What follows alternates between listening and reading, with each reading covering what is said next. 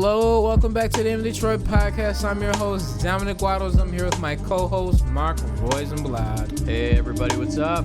So on this episode today, we have Jeff Dunn. Yes, sir. Why don't you tell them about Jeff Dunn today? Jeff Dunn. Well, let me tell you about Jeff Dunn. He is, first of all, world-class photographer. And, if you're in the Detroit community, you probably already know who Jeff Dunn is. He's the guy who's in the corner with a very, very nice looking camera, taking your picture and then posting it on Facebook for free and allowing all the musicians to use it. And this guy, not only is he doing that, but he's been seeing live music, a bunch of jazz in the community, checking out local artists, checking out some of the greats. What are some of the greats he's checked out, Dom? Freaking McCoy, Tyner, who else? Woody Shaw, Duke Ellington. Probably not that much, someone of that caliber was on the list. We have this, Jeff has a list of all the people that he's seen. Just at Baker's. Yeah, just at Baker's. That's crazy. But we'll have that list of all the people he's seen. It's pretty, it kind of excites you, because you're like, man, I wonder what that would have felt like.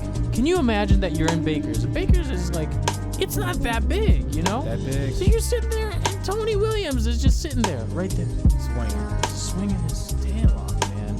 But anyways, okay, so we had this conversation with Jeff Dunn. It was an amazing conversation. What did we talk about?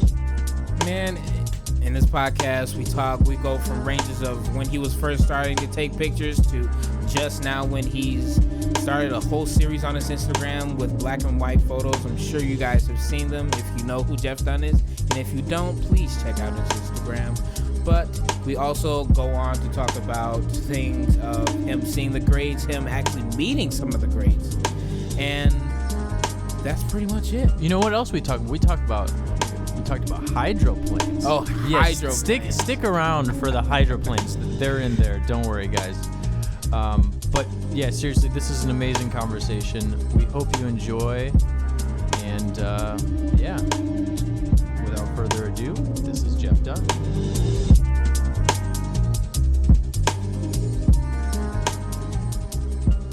Okay, now recording. Tom, all right. There you go. Well, welcome to our podcast that is not yet released yet, but you are the last episode we had to get done.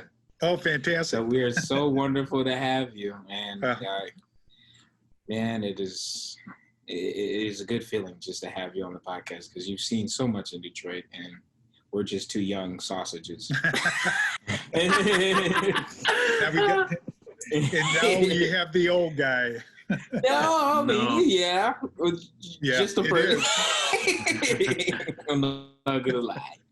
Well, I was thinking we can't even do this podcast without having Jeff Dunn on. I think you were like, we were like, okay, we want to have musicians on the podcast, and then Of course. and Dom and I are like, wait a second, we got to have Jeff Dunn.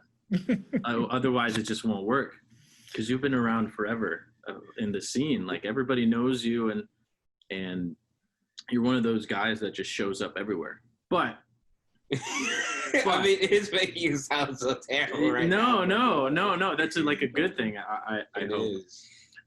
So the way that we do this podcast is we start off, we first off, like, hope all is well. We'll get into the whole quarantine thing a little bit later. Yeah. So we start off this podcast by reading you your bio. My bio. Your bio. Okay. And then after that, we'll go from there. Okay. So I'm going to read you your bio, and then, so here goes. In Jeff's words, this is not me. I am a full-time web developer for Wayne State University in Detroit, Michigan. I have been with Wayne State since 1973. My projects focus mostly on student services and include the online schedule of classes, new student orientation, broadcast messaging, and more.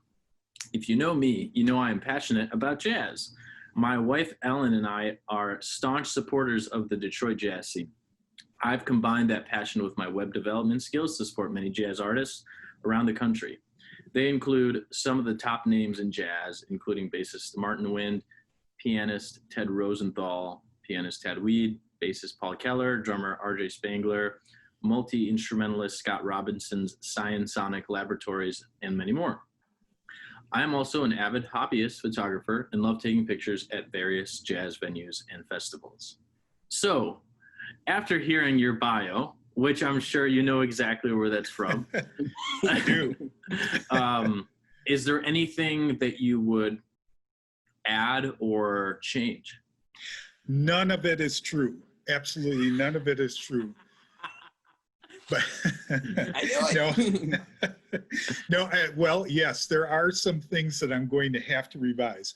One is I am now a retired employee of Wayne State University. I retired just recently, actually, November 2019, just a few months ago.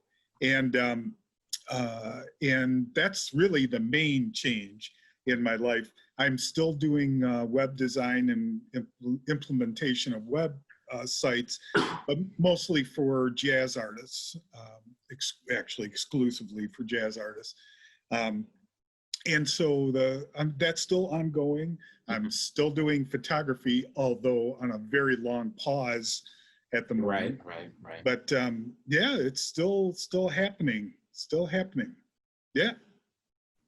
Yeah, that sounds great. So, like we were saying earlier, one of the our podcast is mostly musicians, but we couldn't have this podcast without having you on. And the reason being is that you're, like I said earlier, that one person who shows up to, as many jazz gigs as you can possibly show up to. And then you take people's pictures and you allow us, the musicians, to utilize those photos in their professional quality. And like, I can't thank you from the bottom of my heart. I'm sure Dominic can't, and all the other musicians who, utilize your resources that you provide for the Detroit community. So, first of all, thank you so much for doing that. I mean, I haven't been in the Detroit music community for that long, but I've already benefited so much, especially like just having like a picture of myself is like, it's kind of hard, especially like you got, hiring a photographer is not an easy task, especially when, it can be pretty pricey, but like It can.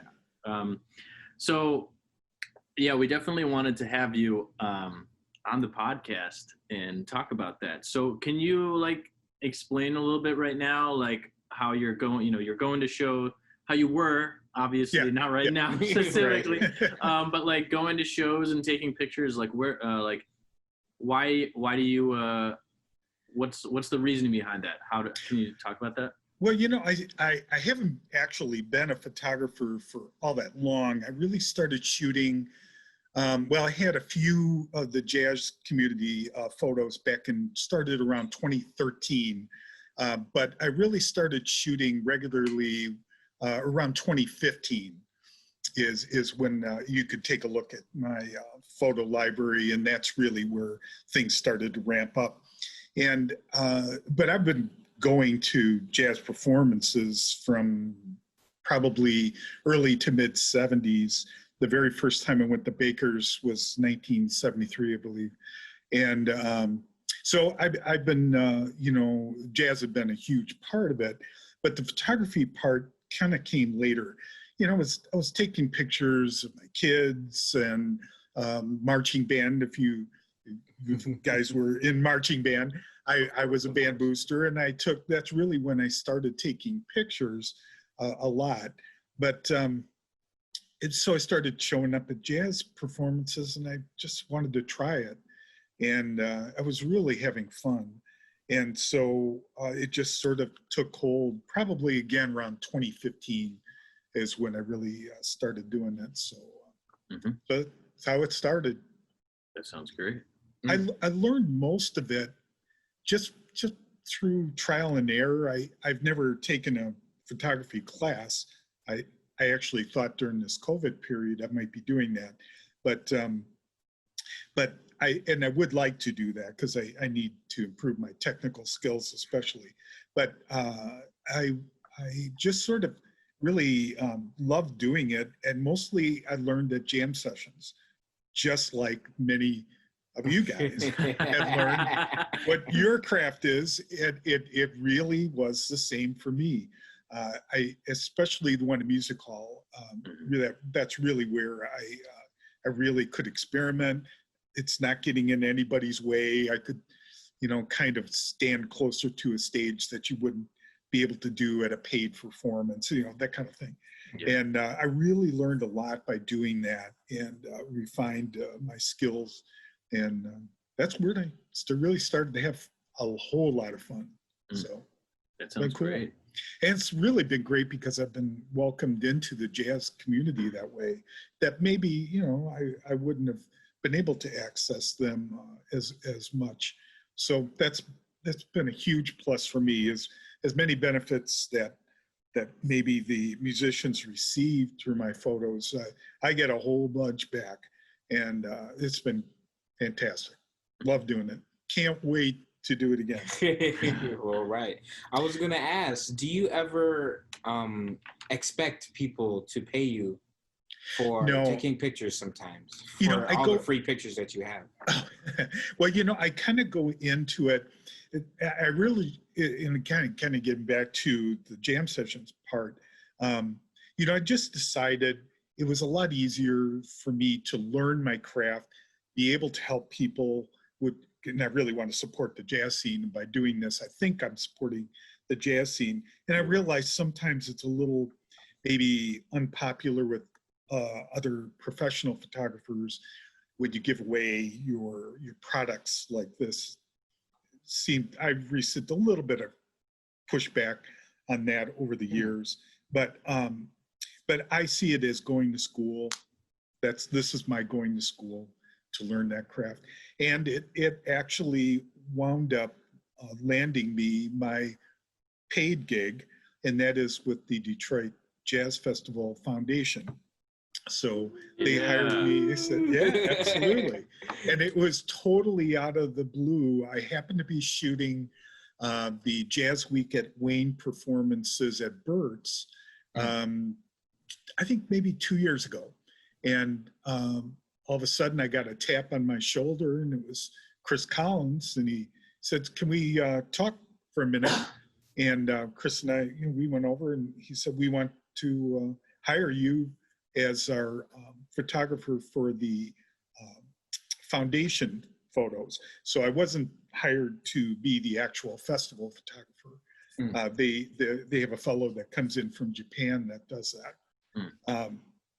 But I do everything else. So I do the jam sessions at Dirty Dog for the Jazz Festival, and the other community efforts. They do an awful lot of community outreach into the school systems and those types of things. And I get those calls, and it's been great. Been great. That's fantastic. It's so fantastic. But I would like to know a little bit during this whole Rona. That's what I like to call it. Mark likes to laugh at it, but he calls it the Rona. The Rona. The Rona. What have you been doing to keep time? It's interesting. It was Wednesday night was my first jazz photo shoot since March. I hadn't, and I just went out because I was so rusty, and I knew I had this gig, the Dirty Dog, for the Jazz Festival Foundation, the All-Stars. And I knew I had it coming up, and I was so rusty. I could feel it, and so I went out and shot some sunrises and those types of things. I went and walked the DeQuinter a couple of days, and just did some shooting just so I could get back into the swing of it. And so I have done very little in the jazz world. I did start to do some online courses, online seminars, not really a full course or anything, just to brush up on some skills. One of the skills that I I need to improve on, and the Jazz Festival Foundation gig kind of brought that to the front, is these impromptu VIP photos. I'm in a, I'm like at Dirty Dog or Clip Bells or something like that, shooting an event, and they have some sponsors, and they want me to take some pictures of the sponsors. And all of a sudden, I just like freeze because I'm not good at that. I know what's happening on the stage, and and I know how to shoot that. But there are some other things that I really need to improve on. So I've been kind of trying to brush up on those skills. But I really need to get out there and do it. And right now with Rona, it's just not happening. So it's just not happening. So, Yeah. Absolutely. So, but I think I've got the collegiate bands are going to be at Dirty Dog next week, and so I'm going to be shooting that, and I'll probably take some group photos and things like that. So Yeah. it'll come. Just need practice. Is there anything that isn't necessarily like picture taking, like jazz related things that you're working on at home? Well, I'm doing some web development in that arena. I'm doing a site for the Detroit Composers Collective, which is being headed by Mark Lipson, and I'm doing their site. Marion Hayden, Kareem Gideon. Let's see who else I got going. I think James O'Donnell needs one, and a couple of others that I'm working on. So sometimes I have so many up in the air, I don't know who I'm working with right now. It's bizarre. But so I'm doing a lot of that with the Detroit Composer Collective. That's my primary focus right now. Marion and I haven't had a chance to really connect. I put in a bunch of time on it early on, and it's just sort of stalled. We just need to connect, get it done. Sure. But that's really the way I stay connected. And I've been connected to the jazz community through the live streams. I've been watching quite a few of those, and not only from here, but in New York. I watched Ted Rosenthal's trio setting the last couple of Fridays, and it's just really been stellar stuff. Just nice. really cool stuff. And my friend Scott Robinson, you mentioned in my bio. I don't know. Do you guys know Scott? He's just this wonderfully creative multi-instrumentalist based out of New York, and he plays one of his steady gigs is with the Mingus Big Band, usually at the Jazz Standard on Monday nights. And the cool thing about the Mingus group has been featuring individual musicians within that orchestra. And Scott had his turn a couple of weeks ago. It was just amazing to watch that happening in the live setting. It was really, really cool. Really cool. What was he like? What was his feature? Or what was the instrument? Well, his main instrument is the tenor sax. Okay. But he plays, and I'm really not kidding, hundreds of different instruments, many of them rare and exotic. Ellen and I had a chance. We were in New York. He lives in Teaneck, New Jersey, and we were at his house, and he took us to his lab.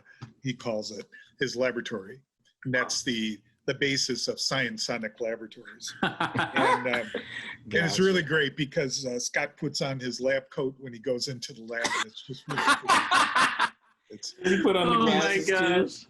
He's that kind of guy. He's just got this wild, crazy, creative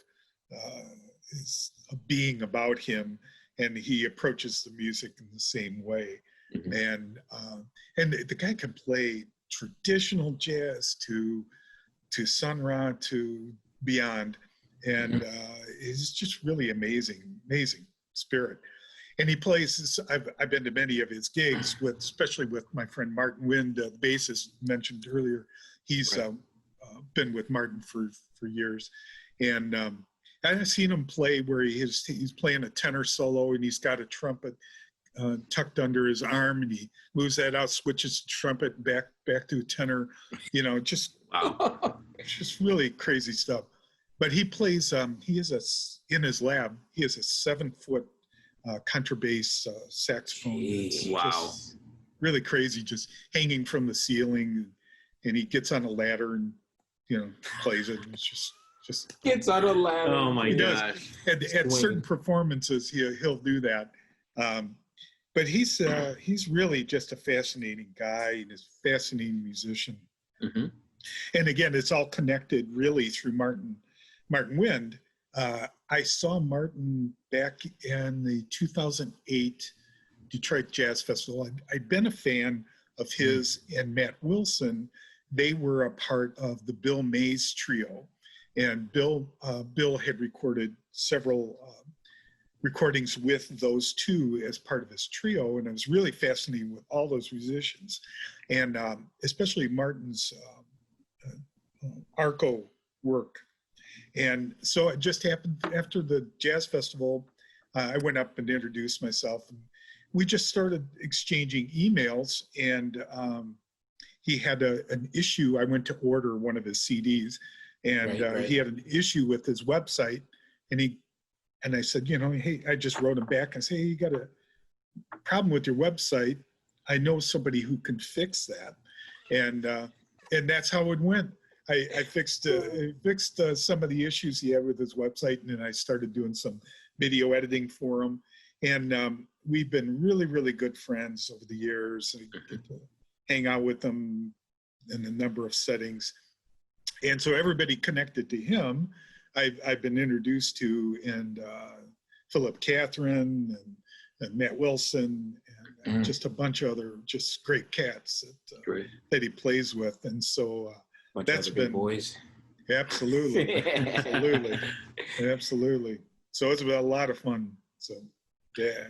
You were talking about the various instruments, like somebody playing like one from another. Yeah. I got to see Joey DeFrancesco in New York play with Christian McBride, Kurt Rosenwinkel, and Little John Roberts. It was like a Philly reunion thing.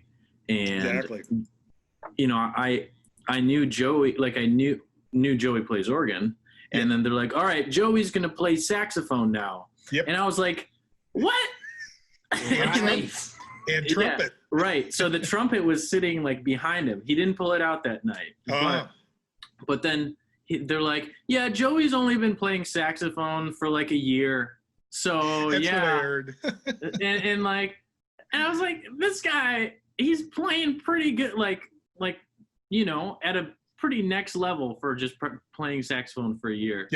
So man, when people can just play multiple instruments, it's like nuts. It's just wild. It's just like, well. I know, and I haven't graduated from Mary Had a Little Lamb on the piano yet. So.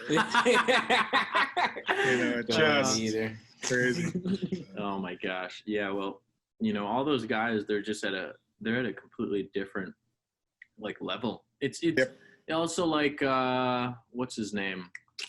Saxophone player. I think we were just talking about him like the other day. What does he do? He plays saxophone, but he plays like every single saxophone. Well, that's either James Carter or Raphael Staten, because they're both obsessed with collecting saxophone. And much like my friend Scott, same sort of deal. He plays 100 of them. But I happened to go to the new Keystone Corner in Baltimore right after I retired. I mean, the day after I retired. We went to New York. It started our little trip. Went from New York to Philly to Washington and Baltimore. And I happened to go to the Keystone Corner, the new Keystone Corner in Baltimore that opened a couple year plus ago. And the same guy who owned the one in San Francisco opened this one, Todd Barkin. And James Carter's on the gig when I went that night. I see him at Bert's like all the time, and boom, I'm in Baltimore and he's on the gig. So that was a lot of fun. Yeah. it's quite amazing seeing James Carter in mysterious places, because I was on my way to go to Israel, and we had a connect flight to New York, and I'm just getting on the plane. James Carter pulls next to me with a Mark 6, and I'm just like, I think I'm pretty sure that's James Carter. And so I walk up to him. He's just like, oh, hey. I'm just going to my home in New York. I'm just like, yep, that's right. Yep. Yep. I'm just going to my home. And then he just tells me about all the jazz festivals that he's played in Israel. I'm just like, well. Wow. Yeah. That's amazing. And I'm jealous because I barely make it out of North America and you're going to Israel. Oh my God. Well, sometimes things pop up. If you have $500, if you have the opportunity, I would totally recommend going to go to other countries besides the U.S. Absolutely. So cool. Yep. Actually, that's exactly what we had planned for 2020. I really thought I'd be home maybe 2 weeks out of this entire year. Wow. I really had I had plans. I was going to be in my car, on a plane, on a train. It didn't matter. That's exactly what I had hoped to do when I retired. And I've done zero other than well, I take that back. Because like I mentioned, the day after I retired, we went on a fabulous trip to the 4 cities I mentioned earlier. Mm-hmm. And then we went to Florida just because we wanted to connect with some friends of ours. We did that actually right before everything shut down. We were there early March, very early March. Mm-hmm. And by the time we landed, like 2 or 3 days later, the country was shut down. Wow. And so that was been the extent of my travel but I'm not alone. Believe me, mm-hmm. I fully realize, but that was not what the plan was. Oh yeah, no, totally not. Shutting everything down. I was in Turkey, so at the very beginning of the year, I took a month-long trip. I saw that. Yeah, it was incredible. That's why I was like, man, Jeff, you should go. That was the plan, right? Yeah. But so I was in Turkey, and I was like seeing all these people wearing masks, and me and my friend who were there, we were like, okay, that's kind of interesting that people are wearing masks. You don't really see it that often, and now it's like a couple months later, it's like you don't walk around anywhere without seeing people. Everybody's wearing masks now. Everywhere. Yep. So it's pretty wild. I'm actually glad that they are, because it hasn't always been the case, but I certainly hope that people start getting their act together, and maybe we'll get through this a little easier. Definitely. And not lose anybody else. Oh my God, the jazz community, look at the people we've lost. It's just incredible. It's terrible. I mean, and just looking at that small circle, it's just crazy. So better days are ahead, I hope. So, better days are ahead, and I can't wait for them. Mm-hmm. Me too. So I miss you guys. We miss you too, Jeff. We we miss the pictures. We miss the pictures, for our Instagrams and our Facebook. Oh, man.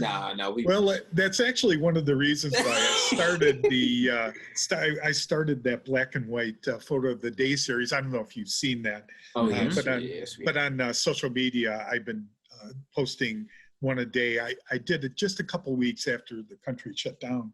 And I figured, well, there's got to be a way that I can sort of still stay active with photography and learn some new skills. And so I focused on some editing skills in taking some of my favorite photos or things that I thought people would like and converting them to black and white for more dynamic. And it's turned out to be a lot of fun. So I can't remember what today was. I think it was day 127 or something like that. Wow. But it's been really, really fun. I've learned a lot. And I hope people are enjoying it. So that's still one way I can get some photos out there that maybe people haven't seen yet. I may have to increase it beyond one a day. I've actually scheduled a little over a year so far in my library. So I schedule them out way ahead of time. Wow. Oh wow. So, yeah. How long did Well, it take you? Well, quite a bit of time, but I didn't do it in one sitting. It's just Sure. been over time. But I'll do a batch, a night sometimes, and I have several hours. Wow. There's quite a bit to just kind of go through. Now, I wanted to make it so that we would only use one musician one day, so I wouldn't repeat musicians. And I've got enough. Let me tell you, I've got, I think, like I said, over 365 so far. So, Wow. yeah. That's incredible. Cool. You guys are both in there. You're scheduled. I Ah, can't remember. yeah. I do. Let me see when. I can't remember off the top of my head. Let me see if I can find out. I don't know. I wrote it down. You're both in there. So Cool. Fantastic. Well, just talking about your art in general, how do you approach just appreciating art in general? Like, do you go to a lot of museums, or do you have a very huge value to just taking pictures and just being an artist? Because you are a wonderful artist with your thank you. pictures. A lot of trial and error. I have visited museums, but not regularly. Well, usually if we're going to different cities, we'll check out art museums and things of that nature. But I would say, what is influence? Actually, odd way, web design using different color patterns, background shades, those types of things, even font layouts, those types of things. Probably, I did an awful lot of that for several years before I started really doing photography. And I would imagine, if anything, subliminally, I probably was influenced by that. But I take a look, if I'm walking around a particular space, I do appreciate architecture, art, even like the design you have behind you is fascinating. I really love that. It's really, really cool. And so I do take that in as input. And my mother-in-law, who's no longer with us, unfortunately, we lost her several years ago, but she was a visual artist, and she a graphic artist, one of the things. And we would get into conversations about placement of objects in a photo. So instead of taking a person's shot and centering them all the time, how you can take advantage. And this also goes back to my web experience. I know that if I'm going to design an announcement, I don't want that person's picture to be dead center. I really want space. And so you'll notice on many of my pictures, not all, but many of my pictures, I'll usually offset the musician in one way or another. So, yeah, no, that's an interesting thing. It almost reminds me kind of like music advice as well, like leaving space, like when you're playing. Leaving space, absolutely. Yeah. It's like a big thing. It's interesting. I was I think it was. We had Jason Diddy on the podcast, and we kind of got into this. One of my favorites. Yeah, we kind of got into that. We kind of got into that conversation about like leaving space, and he was like, "It's not what you put in; it's what you leave out." Kind of like that Miles Davis, famous Miles Davis quote. Yep. Yeah, it's interesting. So we want to also ask you about like, when did you start getting into like appreciating jazz, and like where did that all stem out from? Well, when I was a really young age, probably 5, 6, in that area, my dad was the associate director for audiovisual, probably the words you don't hear very often anymore, but the audiovisual department at Wayne State. And one of the little perks of that job is on weekends he would bring home tape recorders. That was my favorite thing in the entire world was to have him bring home that tape recorder. They wouldn't see me for the entire weekend when that happened, because I would record music. I would listen to other tapes that he happened to have. And a couple of those recordings that I remember were really off the wall. Now, that wasn't necessarily his thing, his big band swing, Glenn Miller, that kind of thing. That was his deal. But I can remember coming across some recordings that were really off the wall, and it was really taken to them. And as things moved on, eventually I wound up exploring music that was just not in the normal vein, pop or whatever. I was just always interested in something else. And so my first trip to a jazz club was Baker's, and it was 1973. Wow. And the group was Chuck Mangione, but it wasn't that Feel So Good stuff. Yeah. It was before that. And Oh, man. and it was actually remarkably wonderful. And there were two musicians on that stand that really just made a huge difference that night. That night really changed everything for me. And the guy who played saxophone and flute, his name's Jerry Nywood. And his son Adam Nywood is on the scene now. But Jerry was just incredible. He just knocked me out. And Joe LaBarbera was on drums in that group. And I've actually, through Martin, have now become friends with Joe. We went on a little tour with Joe in the Midwest, and we've met up with him a couple of times. Just a great guy. Met him last time I was out in LA, was able to reconnect with Joe. Just a great guy. And but anyway, getting back to that evening changed everything.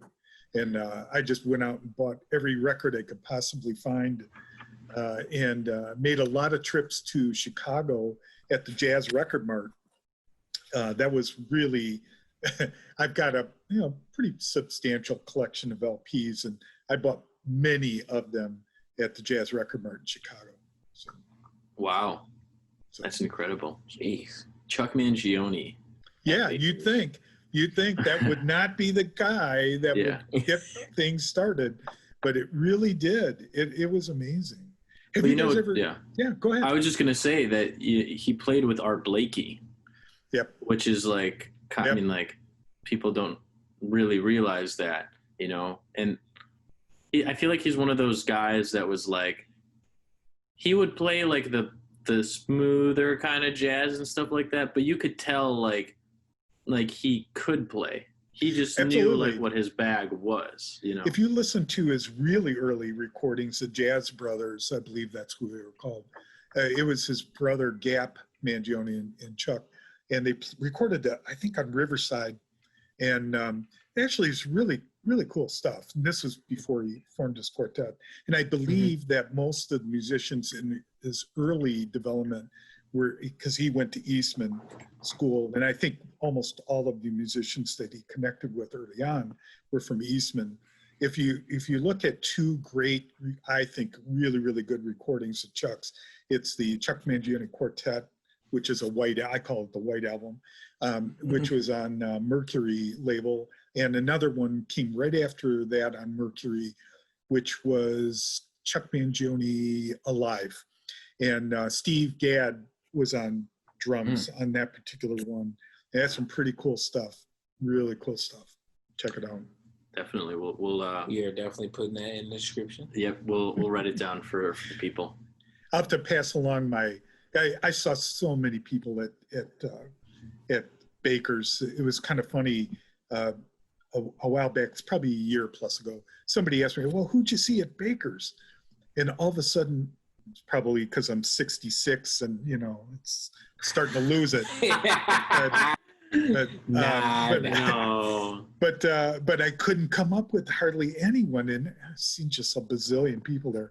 And so I actually, that very night, I went home and I just started writing this list. and it was pretty amazing stuff. Just McCoy Tyner, if you can imagine McCoy Tyner on that stage, it with George Did the stage Adams. break? Oh my God! Well, the piano almost did. Let me tell you, man. Right. Yeah. And with George Adams on tenor, and I mean, just insane stuff. Yusef Lateef. Oh yes. Oh my God! Yes. Yusef just blew us away. That was one of the more inspiring shows I've ever seen. Groove Holmes, Woody Shaw, Tommy Flanagan, Phil Woods.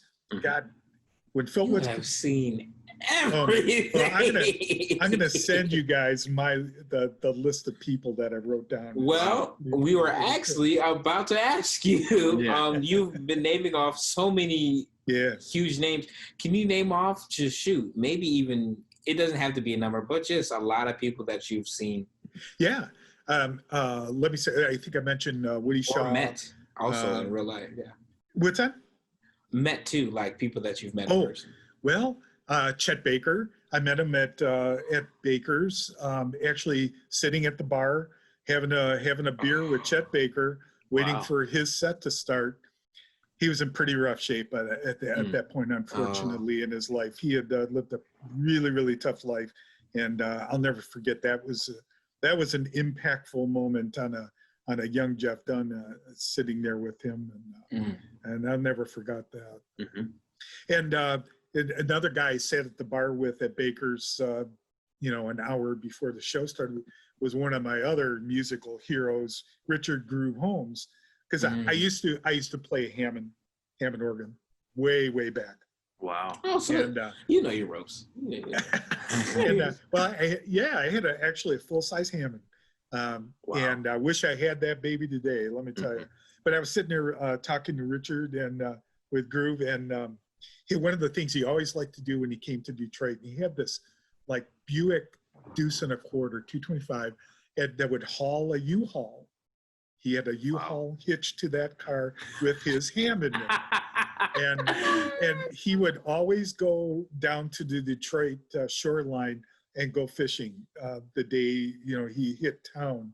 And in those days at Baker's, they were booking acts typically Wednesday through Saturday. So you book a gig. I mean, that does not happen anymore to anyone. Nobody's booked that long. Dexter Gordon, he introduced me to his saxophone. And that's what he used to do. He always used to introduce you to his saxophone. And, what was the name? I think it was Lady, but I think he used that in the movie that he was at around midnight. Yeah. And exactly. And I believe, I'm not 100% sure of that, but I'm almost sure that was the name of his saxophone. Bobby Watson, when he had there was a quintet when he was recording promoting the album Beatitudes, and I had the assignment because I was sort of working at Baker's at that time. It was a volunteer position, but my duties were to drive all the musicians around, and I had a Ford Escort. I don't know if you know Ford Escort. Oh, we know Ford Escorts. It's a dinky little car, and I had 5 musicians in that car all the time. You were able to fit 5 musicians in that car? It was crazy. I had Phil Wood's band was in there, and that's when Tom Harrell was with Phil. Oh, that was cool. That was cool to meet him and all those guys. And with Bobby, I had the same thing. Cool story about when Bobby was in town. Kenny Washington, actually Leonard King started the gig, I think on the Wednesday night, substituting for Kenny Washington. And then Kenny came into town the day later. And on the Saturday of that gig, Kenny wanted to go record shopping. So Kenny and I went record shopping, and we went to every record store that I could find. We went all the way up to Ann Arbor School Kids Records. It was one of the places. Wow.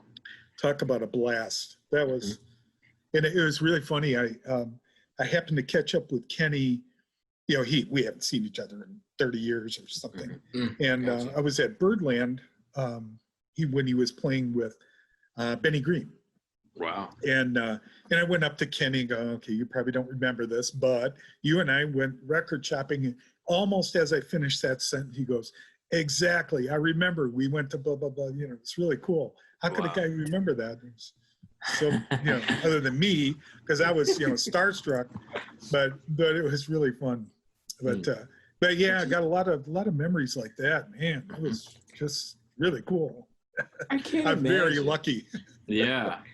You're going to a record shop with, let's say, Kenny Garrett, and he's just like, you know what I'm really listening to nowadays? Exactly. And you're like, the Teletubbies. Yeah, man.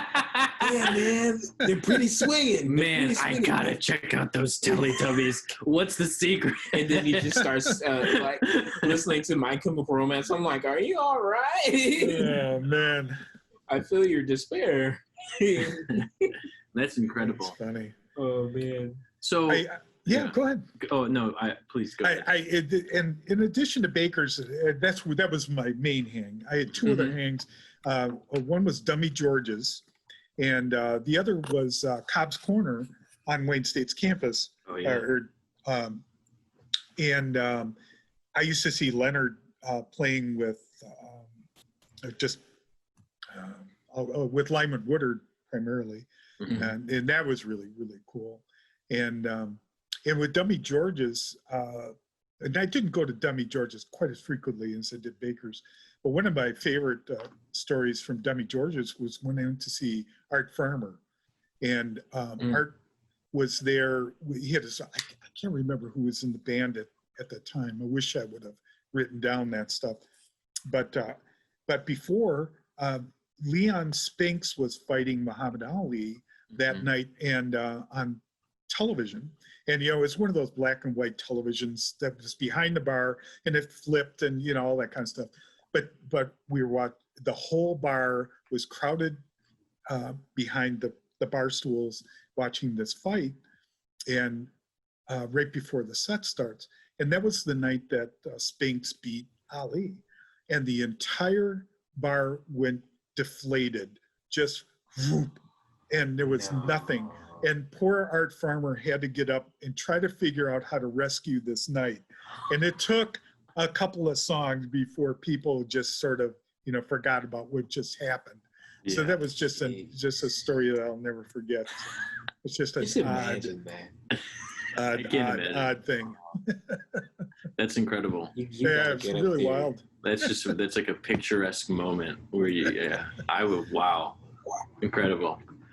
It'll be so terrible, especially if a lot of people in that place like place bets. Oh gosh! And now you have to watch some. I guess to them they'll be like, "Oh, now I gotta watch some guy play." Exactly. That's exactly what the environment was. It was just really something else. I'll never forget that. That's incredible.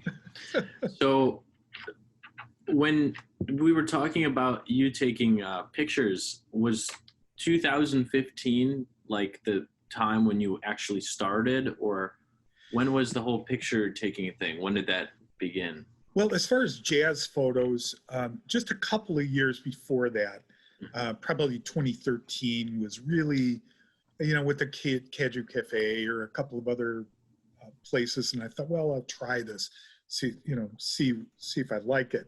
And I just have a smattering of photos in 2013, few more in 2014, but 2015, I believe, towards the end of 2015, is where I bought a decent camera and decent lenses.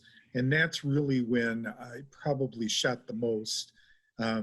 If you go to my photo website, which you can get to jeffdunn.com/jazz, that you'll see I've sort of organized the site by year, and you'll see that the early years, there's not a whole lot there.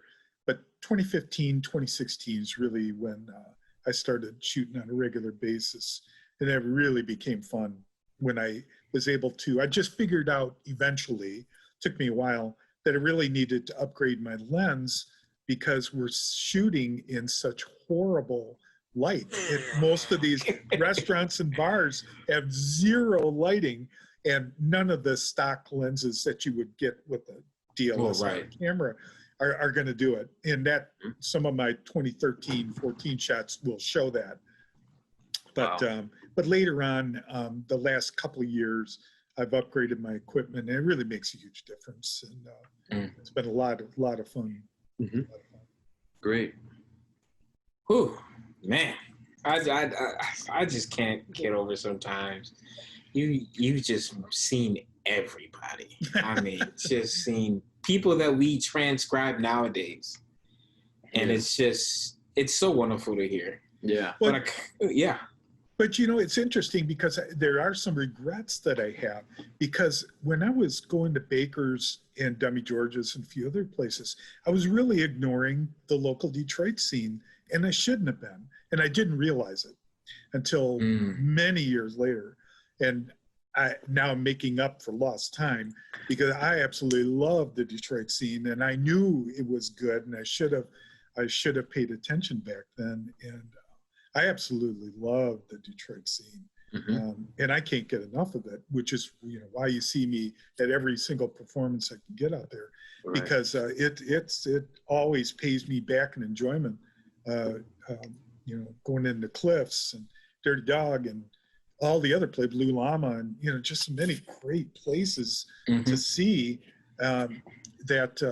Geez, one of the other things that I meant to say. One of the other favorite things for me to shoot are senior recitals that notice I've shown up in. I love those things. And the reason is, students have, and you guys know, have put in everything they have and years of it to kind of come to this peak. And the families are there and friends are there to share it. And from an emotional point of view, it's just beautiful. And I love that. So I started doing that a few years ago, primarily at Wayne State, because it was there. And it's just been one of my favorite things to do. And again, that's among the many, many, many, many things that I miss right now that I hope I get back to sooner than later. Yeah, speaking of Detroit and senior recitals, so you actually worked at Wayne State for quite a while.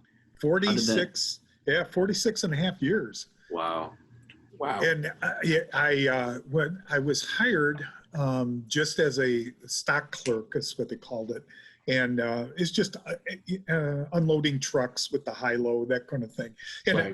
And I always thought that I would follow my dad's career in audiovisual, and it took a turn because the place I was hired to unload trucks with was the computing center at Wayne State.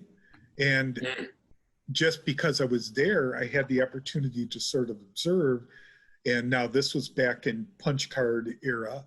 And so that's what I was unloading off the trucks, were just skids of punch cards. And so it was very early in the computing era, and I was really fascinated by it. And I just had a couple of opportunities by being there, and I wound up eventually to become a programmer. And I worked an awful lot of midnight shifts and things like that for years and years, and it turned out to be a great career, and morphed into web development towards maybe the last 10 years, and that was just very beneficial to me. It was very grateful.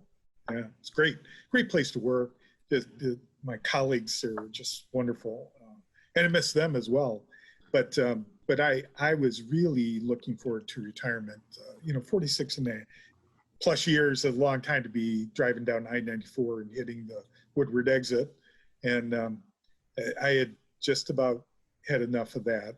It was time to move on so I could do some other things. Sure. But it was great. I loved it. Yeah, no, that's incredible. I feel like that kind of just adds on to your resume because you're not only are you part of the Detroit jazz scene, but you're also at like helping out at the Detroit school. Yeah, So yeah, yeah. fully immersed. That's incredible. There's one other very weird thing off the list was I'm also involved in the Detroit hydroplane racing scene. I used to race. I know it's weird. I love this. I love this. I just love it. Well, I used to. I've been a part of the hydroplane scene since I was just a little kid, but I actually used to race inboard hydroplanes for. I think we did it for 15 years. I think I only drove for probably 3 or 4 years, but I had my own hydroplane. The last one called Jazzman. Oh, man. That's the name of it. We have Jazzman and we're in the first place. That never happened, unfortunately. But it was a great fun. And so I actually do the website for the Unlimited Hydroplane racing site here in Detroit. So I do that as well. So I'm still connected, not as much, but I'm still connected to the hydroplane race circuit. That's great. Wow, that's like just a fun fact, just out of the blue. Really out of the blue. No doubt. Would you recommend trying that out? Is there any way that like somebody like Dom or I could try out racing a hydroplane, or do you need to own your own? How does that work? Well, they do. Yeah, it is hard because it's an expensive sport, especially now with all the safety requirements that just weren't there when I started out. But they actually do have ways to try out hydroplane through their hydroplane schools that they offer through the American Powerboat Association. And so there are ways that you can really try it out. A lot of them start off in outboards, but I went into inboards. We used to race a Ford Pinto engine right out of the car into the boat. That's what usually, I was in the stock class. We didn't run really fast, but close to 100 in the straightaways. Oh, okay. Well, kind of getting back to Detroit artists, Yes, I mean, yes. Yeah, we don't want to talk about hydroplanes. Even though I do remember as a little kid when my mom would take me down to Belle Isle every Saturday. I would see the races happen. I'd be like, "Whoa, that's a plane." She's just like, "Yep, we not doing that though." No, not the hydroplane podcast. But who are your favorite musicians to see in the Detroit area? Oh wow! Because I do gravitate to some of the younger musicians coming out of in the college scene because there's so many fresh ideas.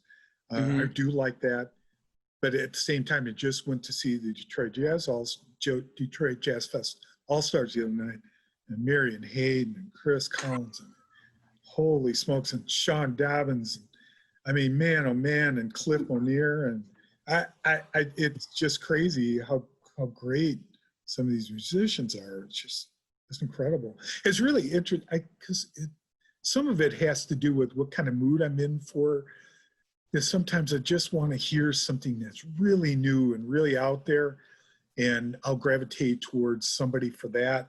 And sometimes I just want to hear some really great melodic stuff that has great rhythm, and so a lot of it has to do with what I'm searching for, and lately the last couple of years, some of it is they're cool photo opportunities for me too. That's usually it's music first, photo second. Chuck Right. Anderson, another photographer on the scene, he feels the same way. It's music first, photo second, but we definitely admit that we always go to gigs, always looking to see, how can I get a good shot out of this? So. Yeah. All right. Yep. Do you have any like highlight gigs that you that you've taken pictures for? Oh, wow, I do, and I'm drawing a blank on it now, but Wow, I have to think about that. It's all right. I just, You can sorry, it's think just about not it coming. now. No. You can take time to think about it. All right. That's what editing's for. Yes. Oh man. Yeah, no, it's interesting that you mentioned those people, because we plan to have them on here. Oh, really? Like, Oh, yeah, yes. beautiful. yeah. Beautiful. No. So everybody who's listening, please. We're just trying to, spread out the top dogs Yeah. in each season, Right, even though everyone's a top dog. right. Yeah, I mean, it's Or- really tough. Underdogs. You mentioned that you're like in the mood for stuff. What's awesome is that you're like, we live in a city where you can kind of like pick and choose what music you want to listen to. You can. So that's like fantastic to hear that. Can You know, talk? often for an example, maybe I might head to Canterbury House or Carytown Concert House Right, for particular for particular sound that you may not get out of a Clip Bells or Dirty Dog, for that example. So yeah. Totally. Can you talk about like, you've been to so many concerts. Do you have like a favorite concert, or like favorite concerts that you can like that you can just mention? This could be any range of musicians, from Miles Davis to. Yeah, I mean, I one really cool concert was in Chicago, and I just happened to stumble on it. I was in Chicago for a programming class for actually about a week, I think it was. And one Saturday morning, we were off on the weekends. A Saturday morning, I took a walk through Navy Pier in Chicago, and I was hanging out at jazz clubs in Chicago during this class. It was awesome. Mm. But when I walked Navy Pier, I just happened to be turning the corner, and I see the stage being set up, and musicians are just starting to walk on stage. I'm going, man, I just walked in on this for free, and I just sat down, and it was Art Blakey and the Jazz Messengers. Oh man! So, are you kidding me? It was my- nuts. And this was when Wynton was in the band. I believe Bobby Watson. Oh my gosh. I don't know if it was James Williams on piano. Probably. I'm trying to remember. Charles Fambro maybe on bass. I might be getting my Jazz Messengers mixed up there. But it was just like, wow, that knocked me out. Especially because it was such a surprise. It was just like, I had no idea that was happening. Wow. So that was really cool. And speaking of Blakey, the maybe the Blakey tribute band that Ralph Peterson had recently at Blue Llama with Bobby Watson. I mean, man, that was off the hook. That was just incredible. I just happen to remember it because in my black and white photo of the day, I featured Bobby Watson yesterday, and it just sort of triggered that one. Yusuf Lateef, just really crazy stuff. That sounds incredible. I Yeah. can't imagine like walking on Navy Pier and then all of a sudden there's Yeah, the Jazz There's Blakey. Messengers. I know. Isn't that nuts? Yeah. That's crazy. I thought Marion Hayden's band at the Jazzin' on Jefferson, there was a whole bunch of good bands. And this was, I think, last year, maybe the year Yes. before. It was last year. Man, that was really, really good. There was a whole lot of stuff going down at that on that day, or the days. I think they ran 2 days. But Marion's was really, man, that was really good. Really Yeah. good. Yeah, we definitely. She's She's just like a local legend, She is. especially Yeah. with playing with Marcus Yeah. and stuff. So that's just wow. And I've had the great fortune of seeing Martin Wind and his friends and Scott Robinson, those folks in performance. That's been always very, very special every single time. Martin typically plays at Jazz at Catano in New York.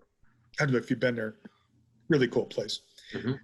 One other memorable performance. This was in New York at the Vanguard, and it was Bill Evans. Wow. Bill Evans. Oh Yeah. man. The With his trio. saxophonist, right? Yeah. He plays piccolo too. No. Yeah. He plays No. Blandingo Smatches. But it was wonderful because we happened to catch two sets of Bill, and this was with Chuck Israels on bass and Philly Joe Jones on drums. Wow. And for the second set, we were able to move right up on stage, and it was wow, just to see That's him incredible. was What did he play? well, everything from his songbook. I can't remember the specifics, but Sure. but the typical Bill Evans stuff, and it was really amazing. That's incredible. Yeah. Wow. Oh, Yep. Just keeps putting out these names. Keeps putting out these experiences. dropping names like crazy. No, it's been. I'm so fortunate. I really just seems to just awesome stuff. It's rare when I go and I don't have a good time. Let me tell you, it just doesn't happen. I love that attitude. So. Well, right. You're always looking for something new to come out of it. Mm-hmm. So we kind of wonder more towards your websites. What are some advice you can give to people that are just wanting to start their websites in terms of thoughts that make a website a good website? A good website? Well, you want it to be functional. You want to make sure that you put yourself in the shoes of your visitors. What do you do when you're going and looking for musician information? When you're doing searches, what are you going after? You're looking for performances. When are their next gigs? You're looking for this person's history, background bio, that kind of stuff. So put yourself in the shoes of your visitors. You want it to be visually appealing. Certainly, it doesn't have to be knock your socks off, but it certainly needs to be visually appealing. You also want to try to make it simple, and fluid. So a person remembering now that, maybe if you guys remember a few years ago, it wasn't that long ago, most people visited websites on their laptop or house or full-size desktop computers. That has changed dramatically. So I always recommend to anybody that I'm doing a website for is you want them now to be able to have your visitors scroll easily through their sites because they're using their phone or they're using a tablet typically. So you want to make sure that navigating is easy, use buttons instead of links when you can, because it's very difficult on a mobile device to put your finger on a very small little hyperlink within the body of a paragraph. So you want to avoid those kinds of things. The things I typically do for musicians, I set up websites for, is I put their gig calendars, I have them put their gig calendars on Google because most of them can add a gig from their phone. And I wrote an integration piece along with my son that embeds that Google gig list on your website. So you don't have to maintain it in two different places. You just go to Google, add your gig, and it's already on your website. And I try to do that for photo libraries, those types of things.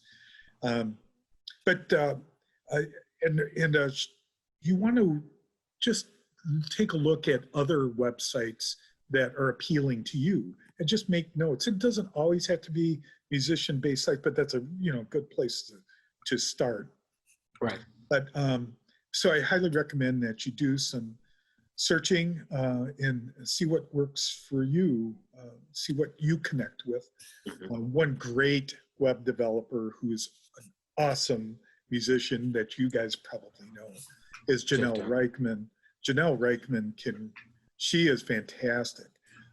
She really does a great design. So that's another resource for people. And there are some good self-service websites like Squarespace.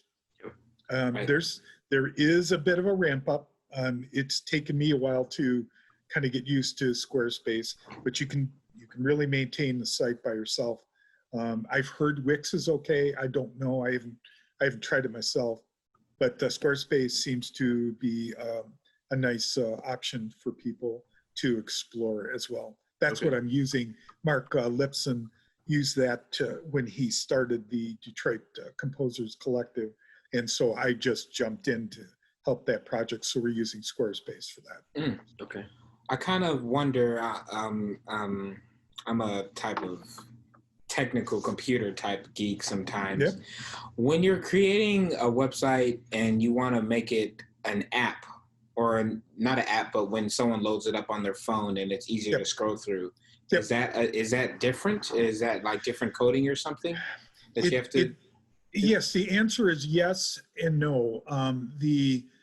What I use is a tool that was developed by Twitter, and as you develop to that standard, the site will typically work well on almost all different platforms. So as you go to your full laptop, desktop view of a website, the website looks good. As you move that to a mobile platform, you don't have to actually code with different programming languages. There are a couple of tweaks that you may have to make, but if you use that particular standard, it works very well. Yeah, that's actually really cool to hear, because I've always wondered, like, when you're making a website, like, do you have to be like, okay, 01001 I mean, like, coding and stuff like that. Not like it used to be, but no, actually the language, the languages that are supporting web development have evolved over time, and they're really powerful and really easier.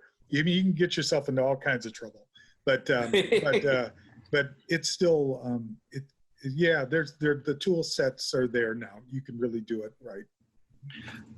Do you know anything about WordPress, and if that's like any different than like Squarespace and Wix? Yeah, I've used WordPress on a couple of different websites. It's not my choice, but it does what it does well, and it's really blogging software, and people have evolved it into using it for websites, and it actually works very well. And I mentioned Janelle Reichman earlier. That's really the platform she develops for. At least I believe that's still the case. And you could visit her websites and you wouldn't have a clue that it's sitting on top of a WordPress platform. But I like WordPress for what it does. I still think it's a little limiting, but it actually does a great job. I've done that on several sites. Okay, that's cool. That sounds great. Can you talk a little bit about like what kinds of methods people can use for like self-promotion with like web stuff? Like what kinds of tools they can utilize to, promote themselves with their website? Like, for example, like potentially like using, I guess certain tags on Google, like you mentioned, like the musicians that were putting on their gigs on Google, and then it was like twofold, like it went on Google and also went on their website. What other kinds of things can musicians do for that kind of thing? Well, it's certainly important to, as you mentioned, to the hashtags are important. So to have your social media presence, to even if you don't particularly like one of the platforms, you really have to sort of understand that Facebook, Instagram, Twitter, and maybe some of the other ones, and certainly YouTube, it's almost a must for any musician. Really have to get their presence known to get some of their content out on those platforms as best you can. Then I've also effectively seen videos, maybe electronic press kit type videos where you kind of introduce yourself and have some background over the top of some video content that's now a lot easier to produce with the tools of right on your phone. So I would definitely explore that. So on your website, you want to make sure you have a good press kit, good high-res photos, good bio background, so that not only press per se, but people that are booking gigs want that information at their disposal. So you got to have that on your website. So that really helps. Having regular posts about what you're doing, maybe a practice session, those types of things, I just think keeps your presence in front of people. And I think that's the best thing you could do with respect to self-promotion. Cool. That sounds awesome. Some great advice. Well, Mr. Dunn, you have given us so much information. Oh, good. And we are going to move on to this one section. It's called Hip the Listener. And this is our little segment on the MDetroit podcast. And right. Here we go. Okay. This is where we have you, the guest, hip the listeners to anything, whether it be music, art, events, movies, documentaries, whatever you want, but you're hipping the listener. It can be anything. It can be a book. You go for it. I think I'm going to go with the documentary because I watch maybe 2 movies a decade, and that's not my thing. I got you. The Coltrane documentary I thought was just spectacular. Chasing Train? Yes. Yeah. Absolutely. Chasing Train. And one of my reasons behind that is it offers up visuals that you never saw. And that's Coltrane smiling and enjoying life. It was always that serious, deep thinker persona that everybody thought was him. And you really get outside of that. And I thought that was really one of the coolest things about that film. Plus, obviously, there was just so much to tell. I just thought that was a fantastic documentary. Mm-hmm. That's amazing. Yeah, I gotta rewatch that. I think I almost finished it, and then for some reason I just stopped. But that's one of those. It's a great one. There's just some really cool home movie footage of him that was just really cool. Yeah, I remember it's so interesting because you're like, man, it's this giant, and here he is. He's just in his house, holding his his baby boy. Exactly. Son. Yeah, I thought that was great. It was great. It humanizes him. It really did. Yes, that's a great way of putting it. Yeah. So we're coming towards the end of the podcast now, and there's another section of the podcast that we like to do. It's rapid fire questions. Okay. And so we're just gonna hit you with some rapid fire questions, and so here goes. I'm terrified. All right. Yep. Well, get ready. Hold on to your knickers. Hold on to your knickers, because the Rona might. No. Not the Rona. It's okay. You tried. I tried, but then I realized that's not going to sound great. So, top 3 records that you own.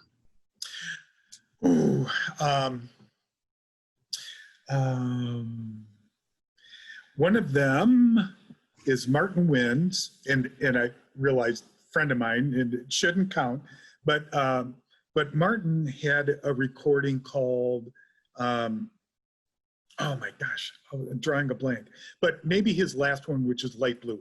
And and part of the reason why it was really cool is it was the very first time that I was in a studio taking pictures. I went to New York to shoot that. So. Wow. Yeah. All right. So we've got 2 more records. 2 more. Oh my God. I'm not going to say Kind of Blue because everybody says Kind of Blue. So I'm just going to. It's a fire record. Yeah.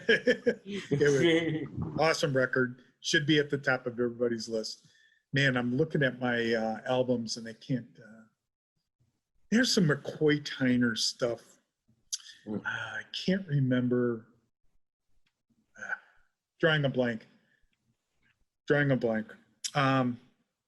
60s or 70s McCoy? 70s. Okay. And I was really drawn. I tell you what, one of them was Charles Mingus. And I don't know if I'm cheating here, but Charles Mingus, Changes 1 and Changes 2. That's 3 albums now, right? But Changes, I don't know if you guys have heard that, but there's a tenor saxophone named George Adams. And I thought George Adams was just off the charts, just really just fantastic. And I really got into George, and he plays a song called Duke Ellington's Sound of Love. Yep. Oh, That's That amazing tune. version of that song is just knocks me out every single time. So Changes. I think I know exactly I think I know that record actually. That's the a good Changes one, I'll record. tell you, man. It's got like words on the front, right? Maybe it's like lettering or something. Yeah, it was right. There's no picture of a person or Mingus or anything. It just said Changes, and it was sort of a multicolor, and I believe a diamond symbol. I can't remember, but yeah, it's been a while. I'm just looking it up. Scott Gwinnell actually hit me to Duke Ellington's Sound of Love. Yeah, I absolutely love that. So, yeah, incredible. That's awesome. Ugh, I can't find it. It's okay. Yeah, and the other thing I'm really, really into is duets. And a big one was George Coleman and Tete Montleo did a duet, a tenor piano duet. And when I got that album, I swear the next 100 albums that I bought in my collection were duets. I was just absolutely, and to this day, I'm really, really drawn to that. So that particular album had a huge influence on my listening as well, among many, many others that I cannot recall. But I would say that one's another one. Okay. It's called, I can't remember, I believe it was called Meditation, but I was the title track. Okay. Sounds good. Great one. Look it up. Next It's one. beautiful. What books do you like? Well, I'm not an avid reader. My wife takes over for me on that side of it, but I usually am drawn to jazz biographies or jazz history books. And in fact, my wife just bought me, I'm just looking at this for my birthday about a month ago, was Live at the Village Vanguard, which was the story written by the owner, Lorraine Gordon, who was married to Max Gordon, who started the Village Vanguard. And that's been really, really cool. Art Pepper had a stunning book about his life, which was just crazy. What's the name of that book? Straight Ahead? Or I can't remember. But that was compelling. And that book, when you put it down, and I don't want to necessarily give away the ending, but he was still messed up. And this is his life story. And you put it down after turning the last page, and he's still messed up. And you just go, wow. It was really, really, so that book had a pretty big impact too.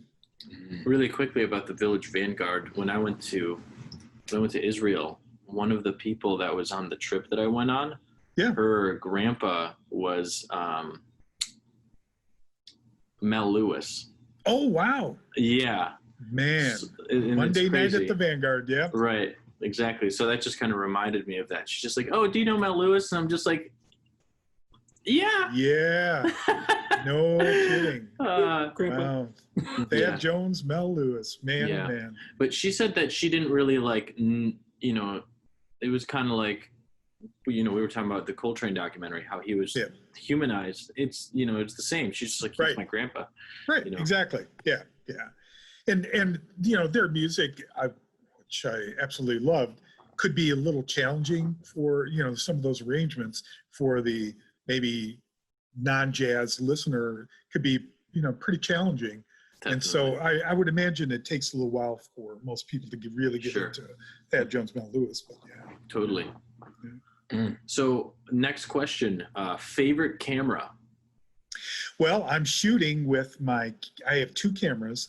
I have a Canon 6D, and that was my latest camera. It's a full frame camera.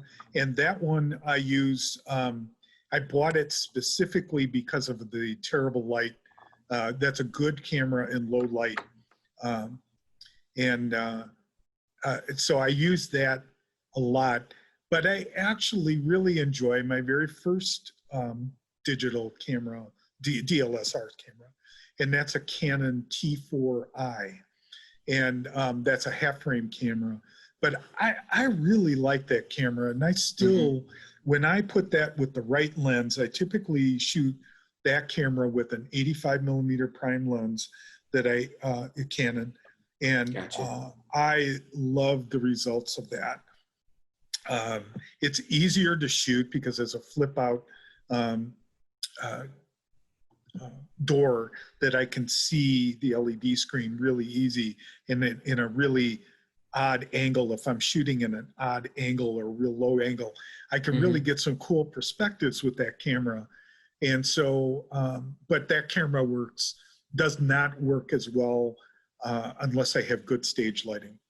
And good stage lighting doesn't mean, Baker's has stage lighting, but it's really awful stage lighting. It's that LED single light, so everybody looks green or everybody looks blue or pink and magenta. Cliffs can get pretty challenging to shoot color photos at Cliff Bell's because of the heavy magenta lighting there. So I have to either do a lot of post editing, but what's really interesting is that with that intense LED lighting that you may get at Cliff's or Baker's, I can turn those into spectacular black and white photos. Yes. It really turns out cool there. So that's often, you'll see a lot of my galleries now from those two venues in particular.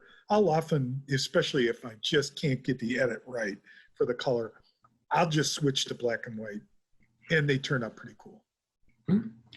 Yeah, here the Blue Llama has nice lighting. I love shooting at Blue Llama, man, and the sound at Blue Llama and the sight. Oh man, I love that place. The sound is really, really good too. Same thing with Carytown. Yeah. Even though it's an L, it's still. Yeah, it's a beautiful nice. room. It's still one of the best listening rooms around, no doubt about it.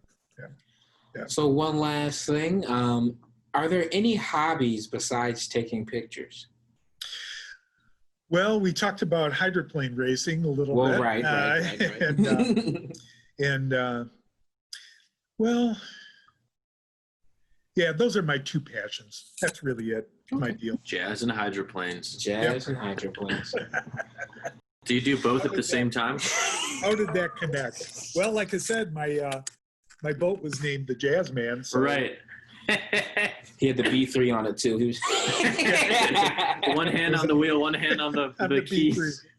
Playing Blue Monk. Yeah. Oh my gosh. I would like to get back. I really would like to get back to playing. I do have a Yamaha piano, not a grand or anything, but I have a Yamaha that sitting over in the corner, and I just got to get back to it. And, so one of these years, I really thought I'd be doing that during COVID, and it just hasn't worked out. I've been doing mostly photography and web development. Sure. It's kept me busy. Well, I'll be waiting for your arrangement of Mary Had a Little Lamb. I'm ready. In what key? Right. In some minor key. D flat. Yeah, thanks. That's the one key that everyone wants to be put in. Yeah. D flat that. Oh my gosh. Well, Jeff, it was wonderful to be able to talk to you and to be able to have you on the podcast. It's such an honor to have you on. Is there anything else that you would want to leave with the audience? And it could be a quote or anything that you want to say to fellow Detroiters or fellow musicians. Well, first, it was really an honor for me to be here, guys. I really enjoyed this, and I've never done this before, so I don't think I've ever been interviewed before. Yeah. So it's pretty cool, I tell you. And you know, I just really miss being part of the Detroit jazz scene, and I just miss everybody, and I miss everything about it, and I just cannot wait because I've tackled every little household project that I could think of. I painted the garage. I've painted the basement. I'm just sick of this stuff. Would you get me back into jazz clubs, please? Oh, we feel you. We feel you. We feel it. Well, thanks, guys. And I really appreciate it. And I will be this year. I mentioned earlier the Detroit Jazz Fest usually has a person from Japan that comes in, but because of the COVID-19 situation, they've asked me to cover the festival this year. So this will be my first year covering the festival. Even though they're going to be the virtual sessions, I'll be down in the Renaissance Center. Yeah, I'll see you there. Yeah. Yeah, I'll be helping out with the festival as well. Very good. Very good. It's really going to be an interesting year. Yeah. If any organization can pull it off, it'll be them. So I'm looking forward to that. I'm still a little, gun shy about going out. When I went to the Dirty Dog last week, or earlier in the week rather, that was my first time out. And but we'll get through it. We'll get through it. We'll all be safe if we just practice. Make sure to have wear your gloves, wear your mask, and get your hand sanitized. Well, yep, absolutely. And if you're sick, I do it. Stay home. You bet. Absolutely. Yep. So Jeff, we'll see you again. Absolutely. Where can people find you? Your website, I'm assuming, is your Facebook, for people to view your pictures? Is that? Yes. My Facebook will give you my full gallery, and that's available at jeffdunn.com. Okay. And you can go directly to my pictures if you go to jeffdunn.com/jazz. If you're interested in the black and white series, that's jeffdunn.com/BW. And you can get a hold of my email address is on my website, jeff@jeffdunn.com. And I have Facebook, Instagram, usually active on both. Awesome. Wonderful. Well, thank you. Appreciate it. That was great. You are so cool. I just want to say you are so cool, and I'm just really glad that people have another role model in Detroit to look up to. Yeah, seriously. Well, thanks, guys. I love that. I appreciate that. Yeah. Cool. Oh man, we thank you so much, and all right, you take care. You have a wonderful day. Very good. Be safe. Yeah, you as well. You too. Have a good one. We'll see ya.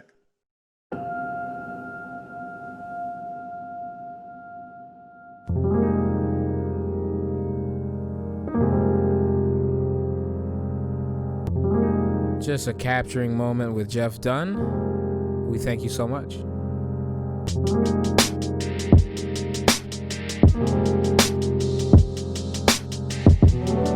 If you like this podcast, check out our website, Facebook, Instagram, and Twitter.